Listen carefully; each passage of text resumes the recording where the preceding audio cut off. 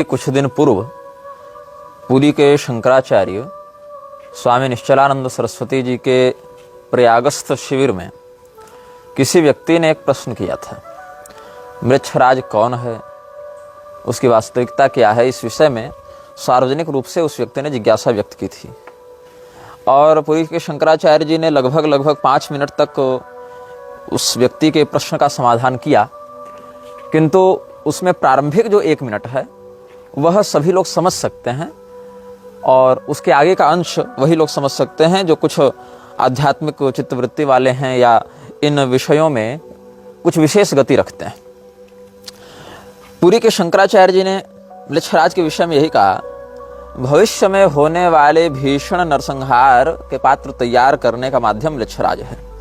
पुरी के शंकराचार्य जी के बहुत से शिष्य कथित रूप से जो उनके अभियानों का समर्थन करते हैं, मेरा तिरस्कार करने या मेरा उपहास करने की दुर्वृत्ति को प्रदर्शित करते हुए मृच्छराज वाले विषय में हमारा बहुत उपहास करते रहे हैं। किंतु पुरी के शंकराचार्य जी का यह कथन कि मृच्छराज भविष्य में होने वाले नरसंहार, भीषण नरसंहार का पात्र तैयार करने का माध्यम है और प्रजापति के द्वारा भेजा गया है।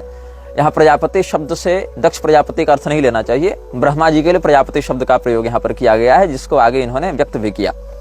तो इस प्रकार के कथन से पुरी के शंकराचार्य के शिष्य ये नहीं कहते, वो तो जय गुरुदेव और जगत गुरु की जय और सब अपनी चापलूसी में लगे रहते हैं, लेकिन ये नहीं कहते कि इस विषय में सबसे मुखर होकर निर्भयता पूर्वक निग्रहाचार्य ही सार्वजनिक रूप से विषयों को स्पष्ट कर रहे हैं। वहां ये बात नहीं कहेंगे, क्योंकि उनका उद्देश्य धर्म सिद्धांत की रक्षा करना नहीं है, उनका उद्देश्य सनातन धर्म के शत्रुओं से धर्म की रक्षा करना नहीं है। उनका उद्देश्य एक व्यक्ति विशेष के सर्वविध कृत्यों का विरोध करना और अन्य के सर्वविध कृत्यों का समर्थन करना है।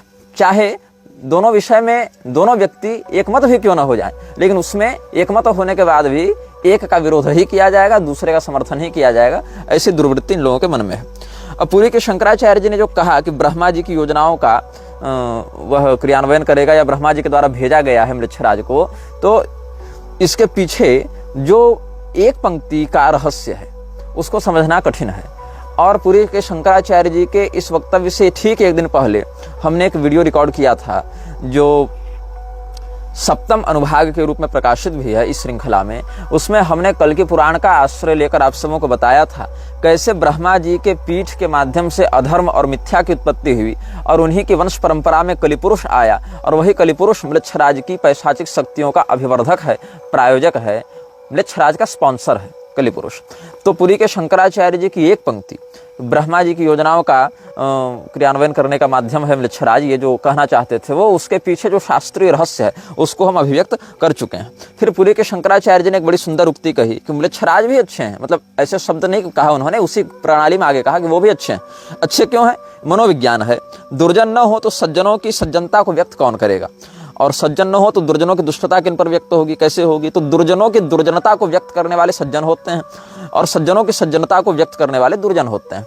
इसमें उन्होंने कलयुग के तात्कालिक आवेशावतार दुर्योधन का भी उदाहरण दिया और द्वापर युग के आवेशावतार के रूप में दुशासन का उदाहरण दिया। लेकिन यहाँ पर एक शोधन हम करना चाहेंगे। दुशासन जो है वह कलयुग द्वापर युग का आवेशावतार हमारे दृष्टि में नहीं है। आवेशावतार जो द्वापर युग का है वह वस्तुतः शकुनी है। शास्त्रों में शकुनी को आवेशावतार बताया गया है द्वापर युग का, क्योंकि द्यूत क्रीड़ा में उसकी अभिव्यक्ति अधिक हुई थी, और कलयुग को दुर्योधन के रूप में अभिव्यक्त किया गया है। बहुत से लोग बहुत से विषयों में प्रश्न करते रहते हैं हमसे कि यहाँ पर ये होना चाहिए, वो होना चाहिए, क्या ऐसा है, क्या वैसा है। तो ऐसे लोगों को मैं बताऊं कि इस श्रृंखला को हमको सिटकॉम के रूप में, आपको सिचुएशनल कॉमेडी के रूप में प्रस्तुत नहीं कर रहे हैं कि आपका मनोरंजन किया जाए और कहीं से भी कोई भाग 5-10 मिनट देख लीजिए तो समझ जाए, ऐसा नहीं है। आप यदि इस श्रृंखला को देखना चाहते हैं तो प्रारंभ से देखें, पूरा देखें, बिना स्किप किए देखें। इसी से पूर्वापर प्रसंगों को आप समझेंगे और बहुत से ऐसे विषय जो आप अभी पूछ रहे हैं उन विषयों का समाधान हम पहले कर चुके हैं, उनसे भी आप लाभान्वित होंगे। नहीं तो ये श्रृंखला का 100वां अनुभाग भी आएगा तो भी आपके मन की शंकाएं और जिज्ञासाएं नष्ट नहीं हो पाएंगी। अब कुछ लोग जो मेरा विरोध करने के चक्कर में मृच्छराज को काल्पनिक बता रहे थे, वही लोग पुरी शंकराचार्य जी के वक्तव्य पर जय जयकार करते दिख रहे हैं। और जब हमने कहा कि पुरी के शंकराचार्य जी ने भी उसी बात को संकेत में कहा है, तो लोग यह भी मेरा उपहास करने के लिए कह रहे हैं कि पुरी के शंकराचार्य जी ने ही तो कहा था कि निग्रहाचार्य केवल भगवान है, निग्रहाचार्य भगवान ही है, अन्य नहीं। इस प्रकार का वक्तव्य उन्होंने दिया था। देखो, पुरी के शंकराचार्य जी की जो वाणी है वो बहुधा संकेतात्मक होती है, उसका विश्लेषण, उसका व्याख्यान जो है वो नहीं करते हैं। और उनके चेले जो चिराग तले अंधेरा हैं, पुरी के शंकराचार्य जी चिराग और उनके मठ के लोग अंधेरा, तो चिराग तले अंधेरा का जो पर्याय है वही गोवर्धन मठ है। चिराग की रोशनी बाहर तो फैलती है, अपने ही नीचे नहीं फैल पाती है। तो पुरी के शंकराचार्य जी का ज्ञान अभियान तो समाज में आगे बढ़ रहा है, लेकिन उन्हीं के निकटवर्ती लोगों तक नहीं पहुंच पा रहा है अपेक्षित गति से। तो उन्होंने जो यह वक्तव्य दिया था, या ऐसे जो वक्तव्य देते हैं, जैसे 3.5 वर्ष में भारत हिंदू राष्ट्र बन जाएगा, ये सब भी जो बातें हैं, तो अधिक खुलकर विश्लेषण वो नहीं करते। उन्होंने सदैव यह कहा है कि मैंने संकेत कर दिया, मैंने संकेत कर दिया। तो उनके शिष्य स्वयं को उसी प्रज्ञा के स्तर पर स्थित मानने का दंभ करते हैं कि हम तो शंकराचार्य जी के निकटवर्ती हो गए, तो हमारी खोपड़ी बिल्कुल शंकराचार्य जी के लेवल की होगी। तो फिर उनके कहे एक लाइन का हम ऐसा पोस्टमार्टम करेंगे कि पूरी टीका लिख देंगे। और यही टीकाकारों ने पूरी पीठ के अभियानों की धज्जियां उड़ाई हैं। जिन पूरी पीठाधीश्वर के पास अवध ओझा जैसे नास्तिक, मोरारी, रामदेव, मोहन भागवत जैसे धर्मद्रोही घंटों बैठकर चर्चा कर सकते हैं, एकांत में व्यक्तिगत रूप से मिल सकते हैं, तो क्यों? क्योंकि पुरी के परिकर ऐसा करवाते हैं। लेकिन जिन शास्त्रीय विषयों का हम अनुभव रखते हैं, जिस प्रकार की सिद्धांत निष्ठा रखते हैं और समयानुसार पुरी के शंकराचार्य जी के साथ सामाजिक रूप से और सैद्धांतिक रूप से खड़े भी दिखाई देते हैं, ऐसे हम जैसे लोगों को पुरी के परिकर मिलने देना नहीं चाहते हैं। क्यों? उनको हृदय में असुरक्षा का भाव कहीं न कहीं अवश्य मिलता है। तो अभी जो पुरी के शंकराचार्य जी के कथन है, उनका दुरुपयोग कैसे किया जाता है और पुरी के शंकराचार्य जी के वचनों का गलत विश्लेषण करके लोगों को भ्रमित कैसे किया जाता है, इसके विषय में आपको बहुत सुंदर उदाहरण यूट्यूब पे मिल जाएगा। एक चैनल आज हमें देखने को मिला जिसका नाम है अच्युतानंद वाणी, और अच्युतानंद वाणी नाम के चैनल पर पुरी शंकराचार्य जी के कथनों को तोड़ मरोड़ कर कल की अवतार हो चुका है ऐसा सिद्ध किया जा रहा है, कल की आ चुके हैं, सतयुग आने वाला है ऐसा कहा जा रहा है, और पुरी के परिकर सोए हुए हैं, पुरी शंकराचार्य के चेले सोए हुए हैं, वो खंडन नहीं कर रहे इन बातों का। जबकि अच्युतानंद वाणी वाले चैनल ने पुरी के शंकराचार्य के वचनों को तोड़ मरोड़ कर, काट कर, आधे अधूरे असंदर्भित रूप में प्रस्तुत करके भविष्य मालिका में लिखी हुई बातों के ऊपर पुरी के शंकराचार्य के वचन कैसे फिट बैठते हैं ऐसा दिखाने का प्रयास किया है। अब पुरी के शंकराचार्य जी के कथन जो यह आए थे कि निग्रहाचार्य भगवान है, अन्य नहीं, उसके पीछे लोग यह तर्क दे रहे थे कि निग्रह शक्ति भगवान की है। तो हमने कहा था कि सृष्टि, स्थिति, संहार, अनुग्रह भी तो भगवान की है, तो गुरु जी के रूप में अनुग्रह क्यों करते हैं? आचार्य माम विजानीयात इत्यादि। तो पहले लोगों ने कहा कि निग्रह संप्रदाय ही काल्पनिक है, बाद में हमने प्रमाण दिया तो निग्रह संप्रदाय को मान लिया। फिर कहा कि निग्रहेश्वरी देवी काल्पनिक है, हमने उनका भी प्रमाण दिया षष्ठी निग्रह कारिका इत्यादि वचनों से, तो वहां देवी को भी मान लिया। लेकिन फिर कहा कि नहीं, हम निग्रहाचार्य के रूप में तुम्हें नहीं मानते। लेकिन यही बात है कि लोग तो शक्ति संगम तंत्र को भी अप्रामाणिक मान रहे थे। लेकिन जो पंडित गोपीनाथ कविराज जैसे विद्वानों के वचनों से हमने दिया कथन, और यहाँ तक कि शांकर परंपरा में ही जो निगमागम सम्मत परंपरा के बड़े अनुभवी और भास्करवत जो आचार्य रहे भास्कर राय भारती जी, उन्होंने जब आदि शंकराचार्य जी की स्तुति की है अपने ग्रंथों में, तो वहां क्या लिखा? मैं उन आदि शंकराचार्य जी का यशोगान करता हूं, उनको नमन करता हूं, जिनका वर्णन बृहत शक्ति संगम तंत्र में वर्णित है। तो जिस परंपरा के आचार्य ही जिस ग्रंथ का यशोगान करते रहे हों, और जिस परंपरा के आचार्यगण ही जिस संप्रदाय के पूर्वाचार्यों का अभिवादन और प्रशस्ति निवेदन करते रहे हों, ऐसे लोगों को काल्पनिक बताना, छद्म बताना और पुरी के शंकराचार्य जी के कथनों को तोड़ मरोड़ कर प्रस्तुत करना, यह सिद्ध करता है कि पुरी के शंकराचार्य जी के जो परिकर हैं वो उनकी ही सैद्धांतिक वृत्ति का खंडन करने में लगे रहते हैं, जिससे अंततः म्लेच्छराज के ही बल को प्रश्रय प्राप्त होता है, अभिवर्धन प्राप्त होता है। यही कारण है कि लोगों ने यह प्रश्न नहीं किया कि श्री भागवतानंद गुरु नाम का एक व्यक्ति स्वयं को निग्रह संप्रदाय के अंतर्गत अभिषिक्त निग्रहाचार्य बताता है, उसके विषय में क्या कहना है, यह प्रश्न नहीं किया।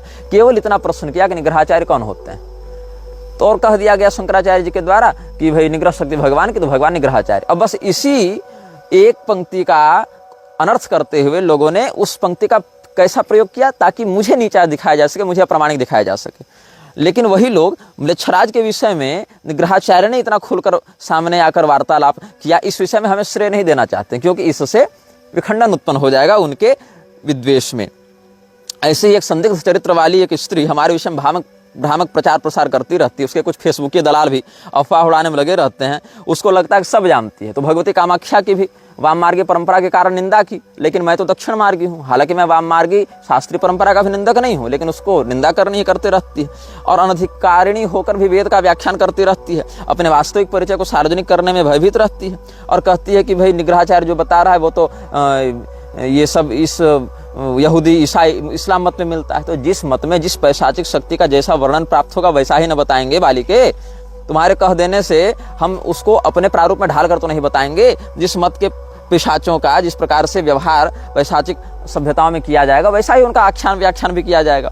और निग्रहाचार्य केवल भगवान है इस विषय में जब हमने वक्तव्य निर्गत किया था, आपत्ति पत्र भी निर्गत किया था, तो पूरी के शंकराचार्य जी तक उसको पहुंचने भी नहीं दिया गया, ताकि कहीं शंकराचार्य जी उसको पढ़ने के बाद शास्त्रीय सिद्धांतों को देखने के बाद हमारे समर्थन में वक्तव्य न दे दे और इन लोगों की पोल न खुल जाए।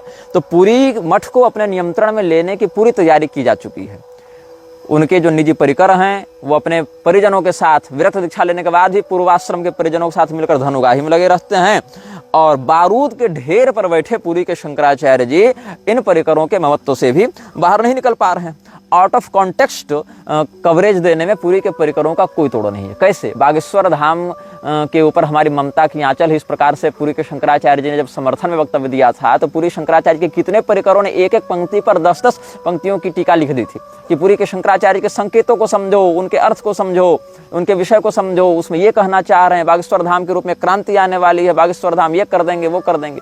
यहाँ तक कि केवल मेरा विरोध किया जा सके इसके लिए वर्णाश्रम द्रोही बागेश्वर की प्रशंसा करनी हो, चाहे नकली शंकराचार्य खड़ा करने वाले महर्षियों को गाली देने वाले हरिनारायण का यशोगान करना हो, या यहाँ तक कि शास्त्रों को प्रक्षिप्त बताने वाले गिरधर मिश्र तक का समर्थन करना हो, पूरी के कथित समर्थक हर उस अधर्मी से हाथ मिलाने के लिए तैयार हो गए जिसने कभी न कभी हमारा विरोध किया हो। जबकि सैद्धांतिक रूप से ये लोग कभी पूरी शंकराचार्य के साथ खड़े नहीं दिखेंगे और जो खड़ा दिखेगा उसका ये लोग विरोध करते रहेंगे। तो तात्पर्य क्या है, पूरी के शंकराचार्य जी जब तक जीवित हैं तब तक गोवर्धन मठ के रूप में कुछ स्थित रहेगा, और नहीं तो पूरी के शंकराचार्य जी के परिकर मठ को पूरी तरीके से कब्जे में लेकर पूरी व्यवस्था को रसातल भेजने के लिए पड़े हुए हैं। और यही हाल मैं तुमको बता दूं, निग्रहाचार्य केवल भगवान हैं इस बात को प्रसारित करने वाले परिकर जितना अंधाधुंध मेरा दुष्प्रचार किए हैं, वही लोग ये दुष्प्रचार या सुप्रचार क्यों नहीं कर पा रहे हैं कि पूरी के ही शंकराचार्य जी ने यह भी वक्तव्य दिया था कि 3.5 वर्ष में भारत हिंदू राष्ट्र बन जाएगा, और जब इस माघ महीने में 3.5 वर्ष पूरे हो गए तो कहाँ है हिंदू राष्ट्र। तो यह समझना चाहिए कि आपके आचार्य जो कहते हैं उसके पीछे के कारण निवारण प्रसंग प्रक्रिया उद्देश्य को समझे बिना केवल उछल कूद मचाने से आपके आचार्य के वचनों की प्रामाणिकता खंडित होती है। मुरारी जैसे लोगों का खूब आना जाना जब पूरी के शंकराचार्य जी के साथ होता है, मुक्तेश्वरानंद सरस्वती जी के साथ भी होता है, तो उनको बिल्कुल सामने लाकर बैठाकर उनको विधिवत सत्कार के साथ भेंट कराई जाती है, बात कराई जाती है, फोटो चित्र वीडियो इत्यादि प्रसारित किए जाते हैं, उनको समाज में एक उपलब्धि के रूप में दिखाया जाता है। लेकिन वहीं पर दोनों ही महानुभावों के जो परिकर हैं वो एक भी सैद्धांतिक विरोध हमारे माध्यम से व्यक्त हो जावे तो हमें बिल्कुल धर्मद्रोही, गुरुद्रोही और आचार्य द्रोही सिद्ध करने में कुछ परहेज नहीं करते। तो हमारे कथन से जो लोग भड़कते होंगे इस प्रकार की बातों से, वो ये समझें कि जिस व्यक्ति को मृक्षराज के विषय में इतनी गहराई से पता है, पूरी के शंकराचार्य जी को पता है, पहले वो संकेत करते रह चुके हैं, उनके पास बैठकर इन विषयों का संज्ञान प्राप्त करके शोध करके समझाने और समझने की अपेक्षा जो तुम लोग पॉलिटिक्स बाजी और नारेबाजी और बैनरबाजी में लगे हो, इससे धर्म का उद्धार होगा कि मृक्षराज के विषय में और जो हम जैसे लोग अभिज्ञ हैं, विशेषज्ञ हैं, साधनात्मक और सैद्धांतिक रूप से तुम्हारे पक्ष में खड़े दिखते हैं इन मामलों में, उनके साथ हाथ मिलाकर आगे बढ़ने से काम बनेगा।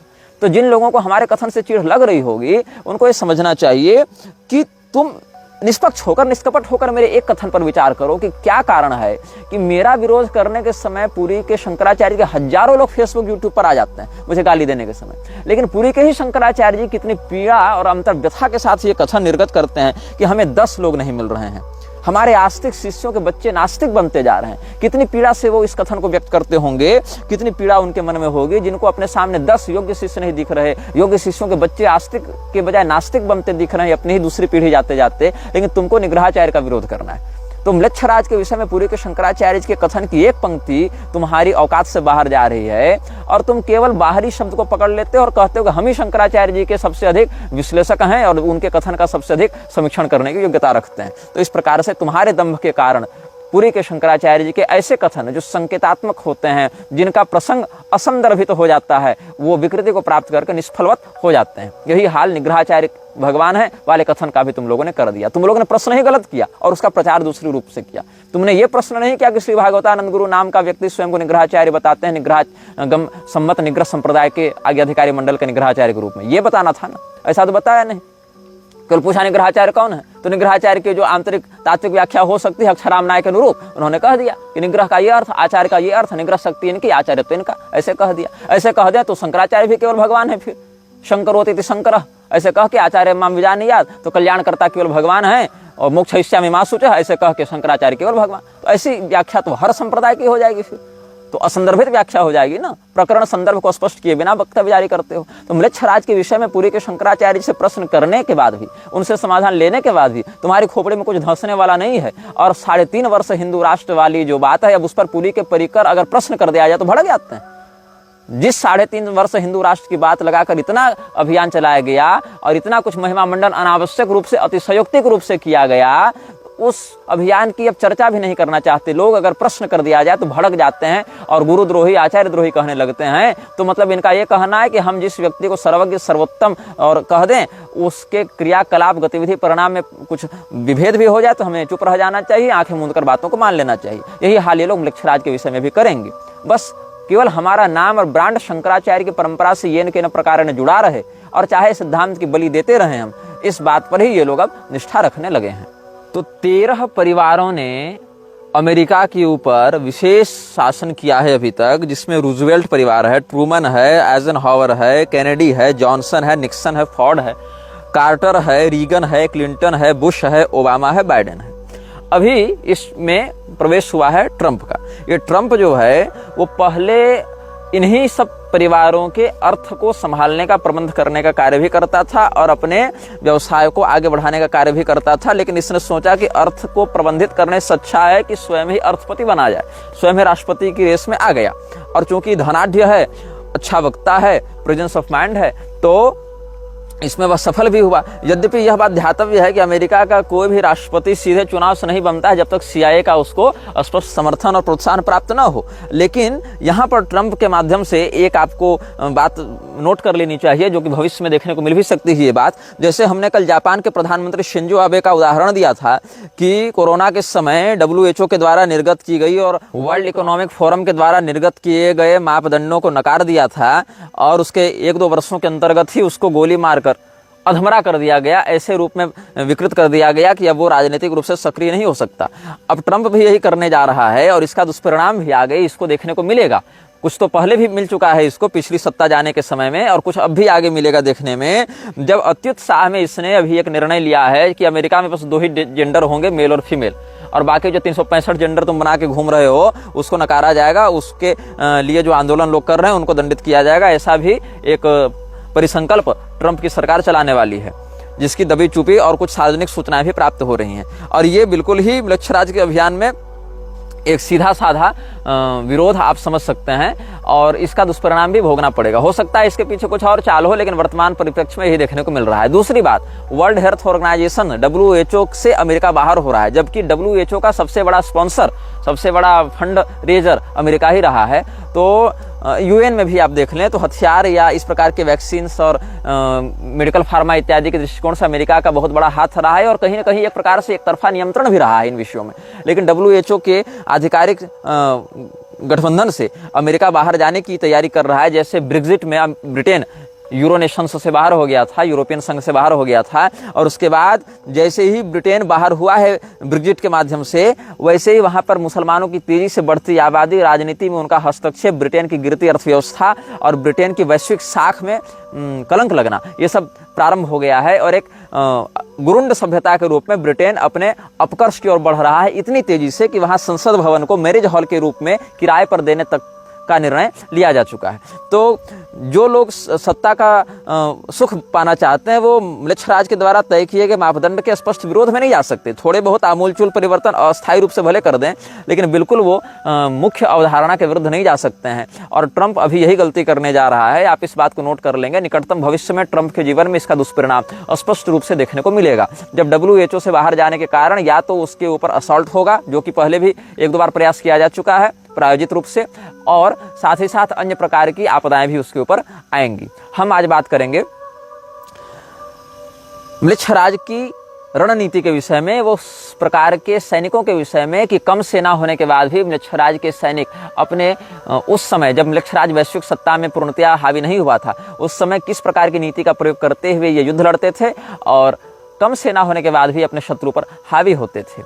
आप एक और लिंक जोड़ सकते हैं, कुछ लोग कमेंट में लिंक जोड़ रहे थे कि पोप ने जिन लोगों के पैर चूमे थे और जिन लोगों के पैर धोए थे, सूडान के जो नेता थे, उनकी संख्या भी 15 थी। ये संयोग हो सकता है, लेकिन लिंक जोड़ने वालों ने एक बात कही थी। अभी मैंने जिन 13 परिवारों का वर्णन किया अमेरिकी राजनीति के परिप्रेक्ष्य में, वो ये 13 परिवार नहीं है जो वैश्विक सत्ता को चला रहे हैं। ये एक लघु वर्णन हमने सामंजस्य के रूप में कर दिया अमेरिका के परिप्रेक्ष्य में। तो अब हम म्लेच्छराज की रणनीति पर, युद्ध नीति पर कुछ विमर्श प्रस्तुत करेंगे।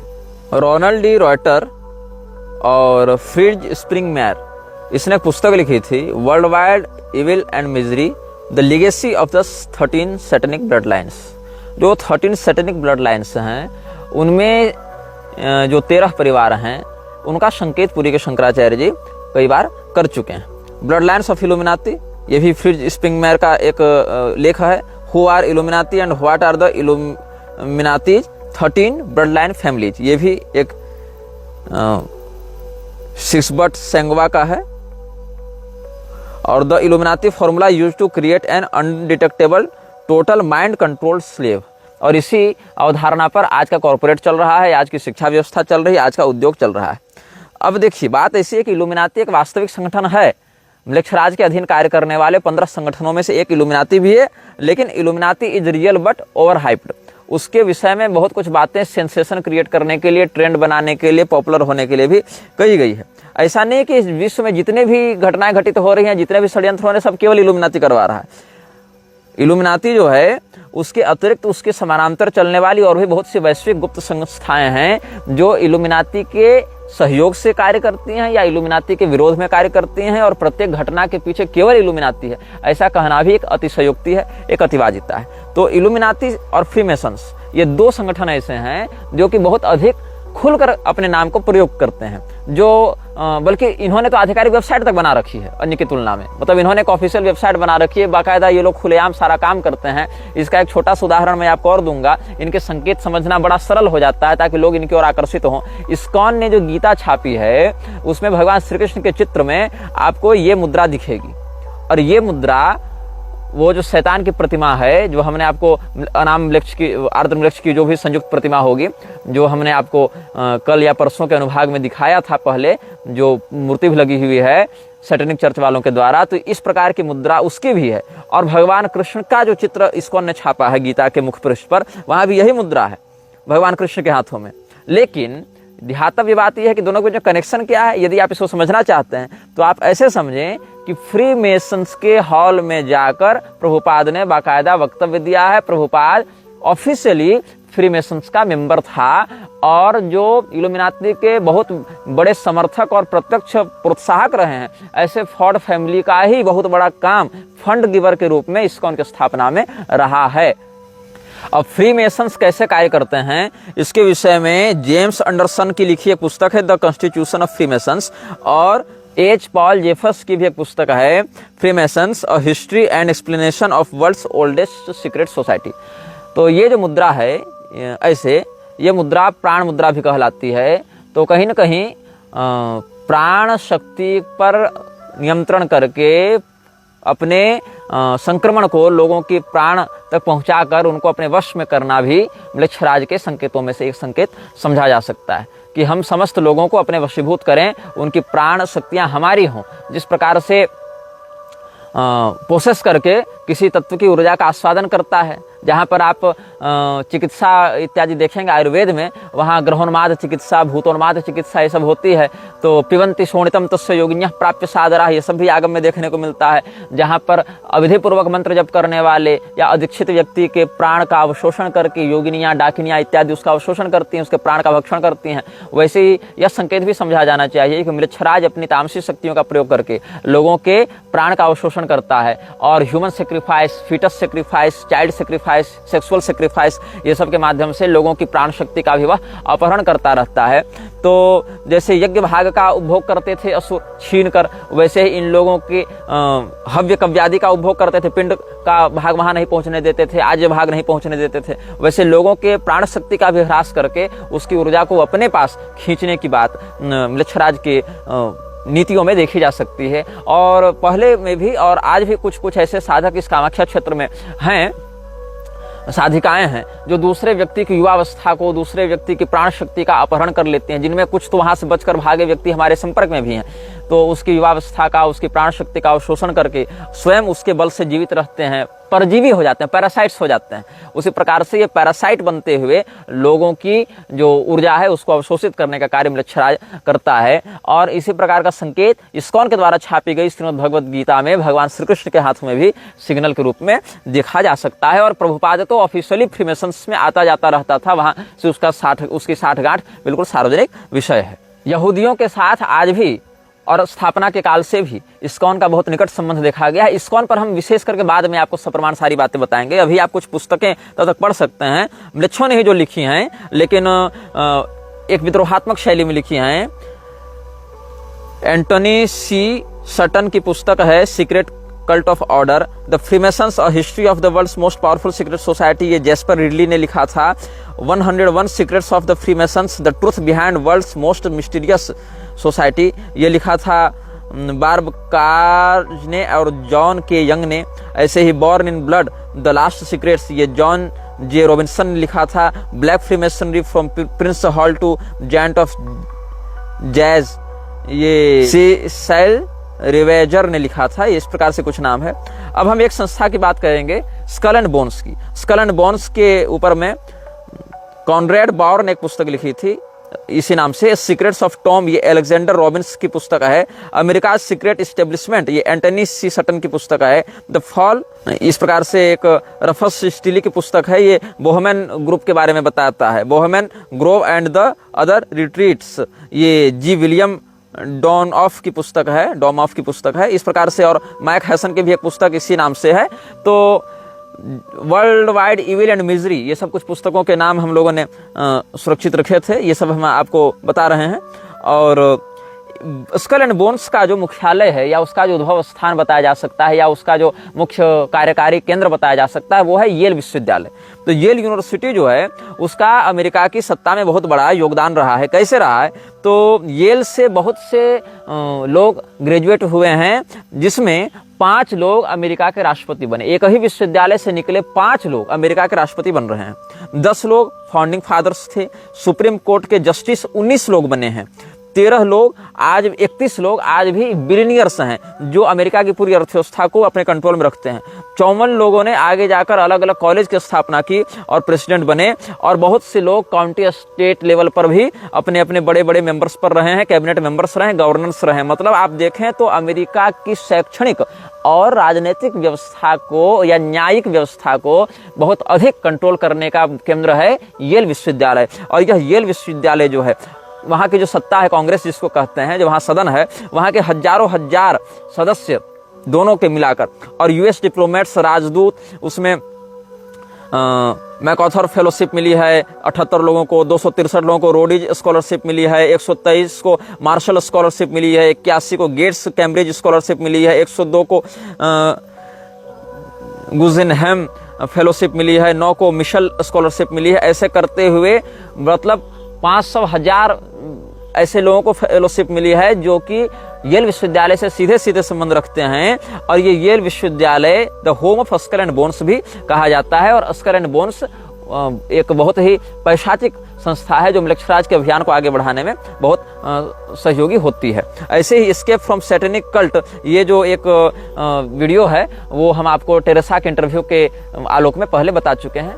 इसमें जो भी डाटा हम दे रहे हैं आपको वो कोई काल्पनिक डाटा नहीं है, ये सब येल विश्वविद्यालय के माध्यम से आधिकारिक रूप से प्रकाशित किए जाते रहे हैं समयानुसार, उसकी जर्नल्स में, उसकी वेबसाइट्स में, उसके एलुमिनी मीटिंग्स में ये सब डाटा सार्वजनिक किया जाता रहा है। थोड़ा सा आप मस्तिष्क लगाएंगे, शोध करेंगे तो आप तक भी ये जानकारी बहुत सरलता से पहुंच जाएगी। पुनश्च हम इस बात को यहाँ पर स्पष्ट कर दें कि जितने भी पुस्तकों के नाम हमने बताए हैं वे सब म्लेच्छों के द्वारा ही लिखे गए हैं, क्योंकि भारतीय समाज की अपेक्षा वो लोग इस मामले में अधिक जागृत हैं, क्योंकि भारत की जनता को रुचि नहीं है इन विषयों में, वो जानना भी नहीं चाहती, पहचानना भी नहीं चाहती। वो इतने लोकल मानसिकता की हो गई है भारत की जनता कि वो अपने गांव मोहल्ले पंचायत के आगे कुछ देखना ही नहीं चाहती, सोचना ही नहीं चाहती। और सबसे बड़ी बात, समझना कम चाहती है, बताना अधिक चाहती है भारत की जनता। और अपने भारतीय समाज में आप आस पड़ोस में देख लीजिए कितने लोग इन विषयों के प्रति जागरूक हैं, कितने लोग इन विषयों के विषय में जानते हैं या सोचते हैं या जानना चाहते हैं। उनको अपने गली मोहल्ला पार्षद मेयर के चुनाव से ही सोचने में फुर्सत आगे नहीं मिलती। अपने बाल बच्चों के करियर के विषय माता पिता सोच रहे हैं, उसके आगे कुछ नहीं सोचना है। बच्चे अपनी गर्लफ्रेंड बॉयफ्रेंड में बिजी हैं, उससे आगे उनको नहीं सोचना है। जो कुछ धार्मिक जगत के लोग हैं वो अपने गुरु की चापलूसी में और उसके गुरु नेता की चापलूसी में फंसे हुए हैं। नेता को ठेकेदारी से मिलने वाले कमीशन से फुर्सत नहीं है। तो मतलब इन विषयों पर चिंतन करने का जो वेग होना चाहिए भारतीय समाज में वो नहीं है। और जो कुछ लोग इस प्रकार का चिंतन कर पाते हैं उनकी बात को काल्पनिक बोलकर नकारात्मक रूप से डेमोनाइज किया जाता है और उनकी बात विशेष रूप से पहुंच नहीं पाती। और बहुत सारे लोग जो बोल रहे हैं पॉडकास्ट इत्यादि में वो ऐसे प्रकार से इसको ग्लोरीफाई करते हैं या फिर इतनी काल्पनिक और मनगढ़ंत बातें बता देते हैं जो कि और छोर कुछ होता नहीं है, बस एक सेंसेशन क्रिएट करने के लिए, व्यूज पाने के लिए कुछ भी बोल देते हैं। तो ये जो हमने आपके कुछ विदेशी लेखकों के विषय में चर्चा की है, ये लेखक जो भी बातें लिख रहे हैं, मैं ये नहीं कहता कि मैं 100% उन बातों से सहमत हूँ। हाँ, 100 बातें अगर लिखी गई तो 70 बातें उसमें सही हैं, तथ्यात्मक हैं, और 30 बातें ऐसी हैं जो उस व्यक्ति ने अपनी मानसिक स्तर के आधार पर अनुभव की और संकेतों के आधार पर कुछ लिखा। लेकिन 100% हम उनसे भी सहमत नहीं हैं, क्योंकि हम जो बातें कह रहे हैं वो अपने अनुभव से कह रहे हैं, अपने शोध से, अपने अध्ययन से, अपनी साधना से कह रहे हैं, अपने जीवन के अनुभवों से कह रहे हैं, अपने परिश्रम से जो हमने प्राप्त किया उससे कह रहे हैं। ऐसे उन्होंने जो कहा वो अपने स्तर पर कहा। दोनों का 100% हर बात पर सहमत होना संभव नहीं है, लेकिन एक ऐसी सत्ता है और उस सत्ता में ऐसी कुछ बातें हैं, इस विषय में लगभग 70% हमारी सहमति उन तत्वों से भी रहती है। म्लेच्छराज जब भी किसी युद्ध का उद्घोष करता था तो वो 4 बातों पर बहुत महत्वपूर्ण निरीक्षण करता था। सबसे पहली बात है नैतिक नियम।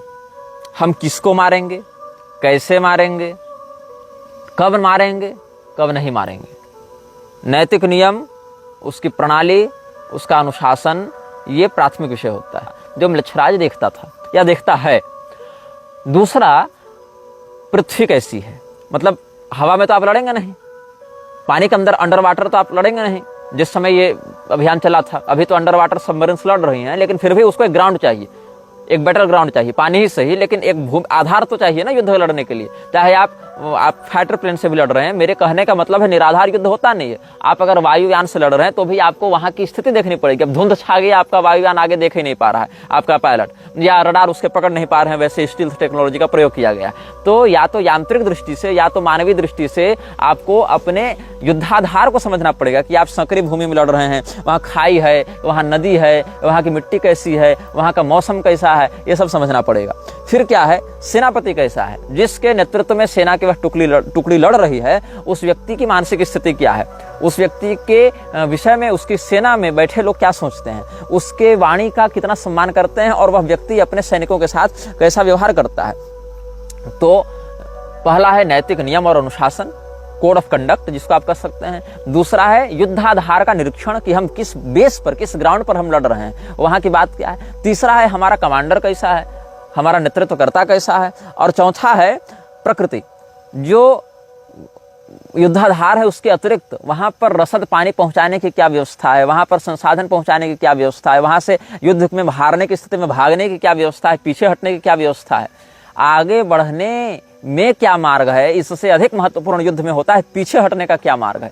यद्यपि पीछे हटने के मार्ग को बहुत से सेना नायक स्वयं नष्ट कर देते थे ताकि हमारे सैनिकों पर एक दबाव बने और पीछे लौटने का जब विकल्प नहीं रहेगा तो युद्ध करना अंतिम विकल्प होगा। लेकिन सेनापति को हमेशा इस दिमाग को धारण करना चाहिए कि हम सही समय पर पीछे हटें, रिट्रीट करें, ताकि दोबारा आक्रमण करने के लिए जीवित बचें।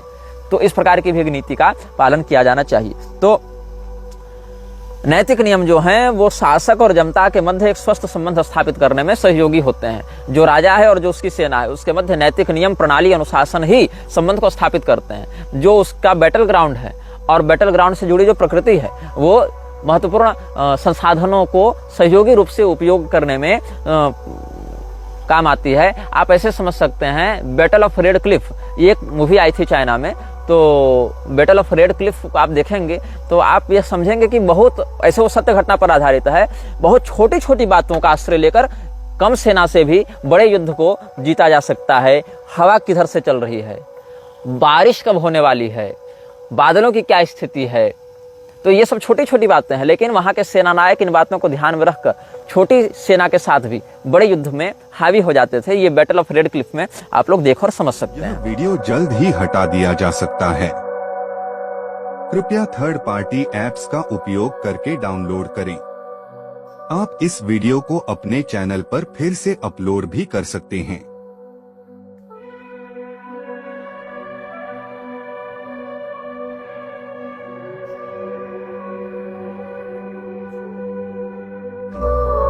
This video may get deleted soon. Please download using third-party apps. You may also re-upload this video on your channels. Thank you.